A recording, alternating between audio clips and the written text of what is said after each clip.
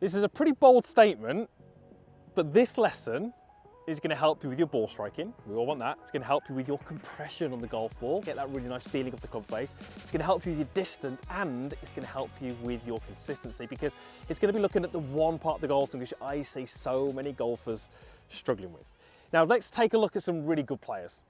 We could look at my swing, but let's look at some really good players. So we've got Tiger Woods, we've got Adam Scott, we've got Tommy Fleetwood, and we're getting them pretty close to impact. And what do you notice? One thing that they all have in common: they have a really good trail arm position. It's in front of their right hip and it's in space. Now, if you look at your golf swing, you might not see that. You might see that right arm looks cramped or out of position, and it's that that's causing your inconsistencies. In this video, I'm going to get you to work on that, but there's going to be no technical thoughts. I'm going to keep it really simple, really flowing, really natural. So let's go through what we're going to do. It's really important that you move your right arm well in the golf swing. I'm going to come on to why I've got this on my arm in a moment. Now, I'm sure you'll have seen this done in the past, but if you were looking to throw a ball as far as you can throw it, your right arm would have a certain look to it as you were throwing that golf ball. If my right arm was in a different position, then I'm going to find it really difficult to throw it. I can sort of push the ball and I can maybe get the ball to go in the right direction, but it's not going to be anywhere near the same efficiency. And the other one that gets used a lot is if you were to skim a stone across a lake. Obviously I've got a golf ball here, but again, how would I skim a stone if my right arm was in this position? Again, we're going to have that very similar kind of look to your right arm position. And if we were to take that skimming of that stone, and then we sort of drop the ball and we put a golf club in our hands, it's very, very similar. That right arm has got to get in front of your body, in front of your hip, if you're to be consistent, powerful, get that strike that we want. Let's go through it. We're going to go through 3 stages. We're going to make sure it's correct at setup, which is really important. We're going to make sure that you're not undoing all of that in the backswing, and then we're going to give you a really simple drill for the downswing. You've got to follow these 3 steps. If you do this, I think you're going to strike it a lot better. So what's this little device for? Well, it's a sweatband that I've got a tee kind of poked through the middle. And the number of golfers I've seen who struggle with this right arm in the downswing, but a lot of it is because it's out of position in the backswing. It's not doing the right thing going back, therefore it's incredibly difficult to do the right thing on the way down. And very often that starts at setup. Okay, your right arm is either going to bend, which we don't really want, or it's going to fold, which we do want. So watch this. If I take my setup, I want you to have a look at where this tee points relative to my target. The last thing I want to do is get that tee pointing down towards the target. You can see that there. Now, why does that happen? Well, it's very often because we reach across onto the golf club, we move our right shoulder forward, and that tee points down towards the target. You also see it tends to throw my body tilts off. Now, if this is you, there's a very good chance that your right arm in the backswing is going to bend. We don't want it to bend, but from this position, that's its natural movement. You're setting yourself up for failure, because from here, I'm more likely to bend the arm, and then what happens is I don't use my wrists particularly well. We get a backswing which feels really uncomfortable and horrible, and then from here, we are back into that pushing position, which is weak and inconsistent. So have a look at this tee and where I want it to point at setup. A little bit more over the golf ball. It's probably not directly back towards the camera, but just look at how I can move that tee through my right arm position. It's effectively my shoulder rotation. So inside of the elbow is going to point pretty much over the top of the ball. That gives me a greater chance of allowing this arm to fold. Doesn't mean it's going to happen automatically, but I've given myself a much greater chance. So that's the first thing that I'd love you to do. Create something like this, and then you can get your setup dialed in. Now, our second phase of this is making sure that we get this arm to move well in the backswing. This is where this comes in. We're going to come to that in a moment. Watch what happens to the distance between my elbows in my backswing. Okay, they start a certain distance away, but if my right arm moves incorrectly, that distance gets greater. And when that distance gets greater, the arms often get pulled back behind me and the right arm gets out of position. Now, I've been doing quite a few online lessons recently, and I've seen this a lot, and I've improved it by working on the backswing shape. So why does this ball help with that? Well, I'm just going to very simply put it over my neck. This is a golf-specific training aid, but you don't need this particular ball. Something that would fit between your elbows or your forearms would be absolutely fine. And if I took a setup and got this between my elbows, and very, very simply, try to move myself into a halfway back position, my right elbow is going to start to fold.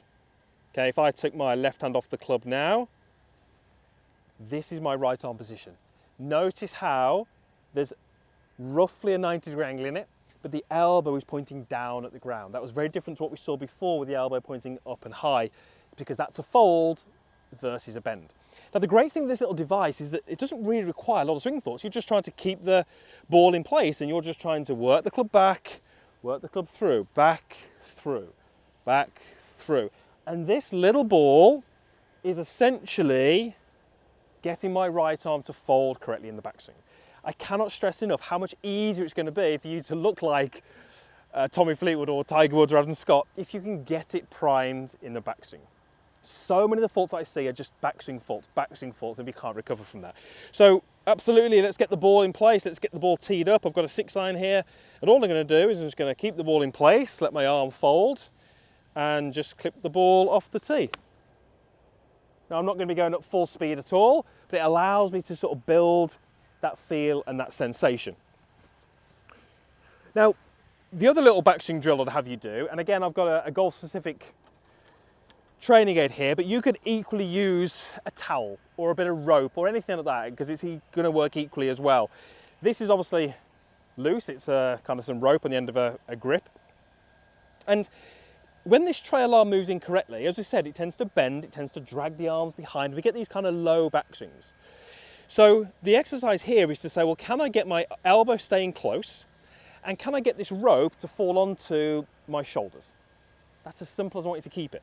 Because if I can do that, onto the shoulders, onto the shoulders, onto the shoulders, it basically means I'm supporting that with my right arm. Look at the angle of my forearm, it's very close to vertical. Look from face on, you can see that 90-degree angle, and that's what gets my hands into a position where that rope would fall on my shoulders. Again, watch what would happen if I started to get the wrong movement with my right arm. I'm going to pull it and bend it behind me.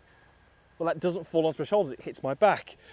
Very, very different movements here, and all down to what this right arm is doing. It's making these really poor moves. So nothing to stop you doing little one-handed swings, and just feel that right arm folds, and the club falls onto your shoulders, or the rope falls onto your shoulders. That's getting this right arm positioned. From here, now it's going to be so much easier to get it into that delivery position. But how do we make sure we do that? Well, I've got another little drill. And I say the whole goal here was to keep this flowing, keep it moving, keep it as non-technical as you can. So you've got ball between your elbows, get the rope to fall on your shoulders. This is your final little exercise. I love this one. I do this with so many students, and this is one of those drills where you give them a little bit of instruction, you tell them what it should look like, they do it a couple of times, and it's almost like that eureka moment. It's almost like that light bulb going off, and they almost go, that's what it should feel like, that's what I should be doing. And what's really nice about this little movement is, when I've done this with golfers, and they make this little drill, there's two things they say. Number one, they say, that's what I should be doing. And then they say, well, that feels really easy. That feels really natural. That feels like I'm throwing a ball. That feels like I'm skimming a stone. We're tapping into those things that you do quite naturally. I've got an alignment stick here, and I'm going to hold it pretty much in the middle. Okay, and I'm going to basically set up, this is the end that I want to go into the ground. Okay, I'm going to set up, and this end is going to go to the left of my body. And I'm going to make that little backswing that we've just done, where my right arm gets sort of up here, supporting the golf club alignment stick in this phase. What I want to do now is I want to feel like I rotate through right the way to my finish and spear this into the ground about where the ball would be. Now I've got a tee down there, that's where the ball was. Let me show you what I mean. So I'm going to go set up, I'm going to make my backswing, I can see that tee, I'm going to go through to the finish and spear this into the ground. And there's my finish. Spears it into the ground. Try it. Honestly, it's going to be this kind of unique experience that'll make you go, that's what it should be doing. What is probably the most common delivery fault that I see? Elbow stuck to the side, not in front, and the elbow out this way. Now, if I do that, look where this end points, up here. How would I ever spear that into the ground if my arm is doing this? It just wouldn't. So for me to spear it into the ground, I've got to shift, I've got to rotate, but my elbow has got to be leading this. It's got to be working back in front of me into this space. That's what we saw with Tommy Fleetwood. That's what we saw with Adam Scott. That's what we see with those great players. The elbow's in front of the hip and it's in space. From here, I can now start to deliver that and spear it down. Okay, so let me show you that again. So I'm going to go back, I'm going to get my arm into position. That makes it so much easier. I'm going to rotate, I'm going to shift, and I'm going to spear it into the ground. This is getting my right arm working exactly as I want it. And if your right arm doesn't work well, that could well be the first time that you've really experienced what this right movement is. And with any luck, like those golfers I've helped, you will be saying to yourself, that feels quite easy, that feels quite natural. I do that in other things that I do. So a couple of things to just bear in mind. You might find you're releasing the club early. Again, you can see, probably spear myself if I did that. So just go ahead and keep it simple. Let's wind it up, spear it into the ground.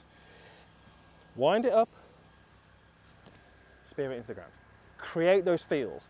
And the idea with them would be that you take those ideas, those feels, and then you bring it into a golf club. The beauty now is that when you're trying to make the correct golf swing, you've just given yourself that reference as to what that should feel like, what those movements are like when they're all pieced together.